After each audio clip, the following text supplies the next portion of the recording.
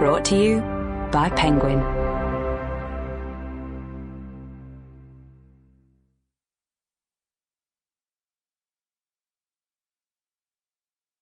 They Don't Teach This by Eniola Aluko, read by Eniola Aluko. Prologue. A whistle blew. I sprinted forward, squinting against the slanting sun as the players fanned out across the pitch. My gut fizzed in expectation. We were 1 point away from winning the league. I could almost feel the cold, glinting silverware under my fingers. The next 90 minutes would wash away years of disappointment. No second place this time. This time we would lift the trophy. Everyone here on this bright autumn afternoon was as certain as I was. This was our game. On the sidelines, a cluster of TV cameras was trained on the pitch, here to capture our title victory. In the stands, a large away crowd waved and cheered. Even our opponents seemed resigned to our win. Way down in 5th place, Manchester City had nothing to play for. They had even rested some of their key players. This was going to be a routine win. I'd visualized it all. I would score, I would win, and I would lift the trophy. The whistle blew once more. A free kick to City inside our half. All eyes followed the ball as it arced in towards our goal. Our keeper, Marie Houlihan, stormed out of the scrum and leapt, arms outstretched, as a midfielder barreled in from the left. The players collided with a sickening crack and plummeted to the ground. Marie stayed down, clutching her head in her white gloves. Paramedics jogged onto the pitch and bundled her into an ambulance as the news ran like a shiver through the team. It was a broken collarbone. I fought a rising wave of nausea. Marie was more than our last line of defence. She was the foundation of our morale.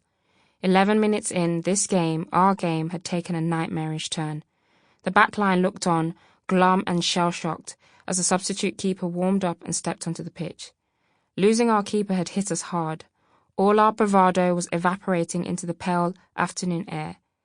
Sensing we were shaken, our opponents sent a timid, probing shot long and low across the pitch. The ball bounced slowly at the edge of the box and somehow in over our sub-keeper. I stared in horror from the other end of the pitch as we struggled to register the goal. Our defence was still reeling when they attacked again. A sky-blue shirt raced down the ring and cut back to a striker who, in one flowing movement, controlled the ball in her chest and volleyed it up into the top corner. A second gut punch within minutes of the first.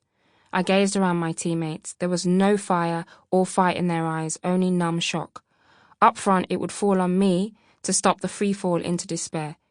We wrested back control in the second half and pushing hard got one back. Now it was close again. We only needed a draw. The title was just 1 goal away. It was down to me to claw this back. The minutes slid away. I gave it everything I had, but their defenders closed in a determined, grim backline. In the last minute we took a corner. My throat tightened and my vision swam as I stood on the goal line, waiting for our final chance. The ball looped in, there was a desperate scramble, and their keeper emerged triumphant, clutching it in her gloves. The whistle blew and I collapsed on the field, sobbing as my world crumbled around my ears. I was inconsolable. Slumped on the pitch that day in 2014, I still had a lot to learn. That defeat shook me to my core. It shattered my love of football and even made me question my faith in God. I felt humiliated. I felt like a failure. To climb all season to the top of the table and fall short at the last minute on the last day by just 1 goal, it was too much to bear. People tried to comfort me. There was always next year, they said. I'm sure they meant well, but the thought of going back out there, climbing back up the table and getting close enough to win, close enough to fail, made my stomach squirm. What if we lost again? I wasn't sure I could take that crushing disappointment a second time. But I didn't quit. I got over it, and in doing so, I learned one of the hardest lessons of my life. The following year, when at last not 1 but 2 trophies came, I understood.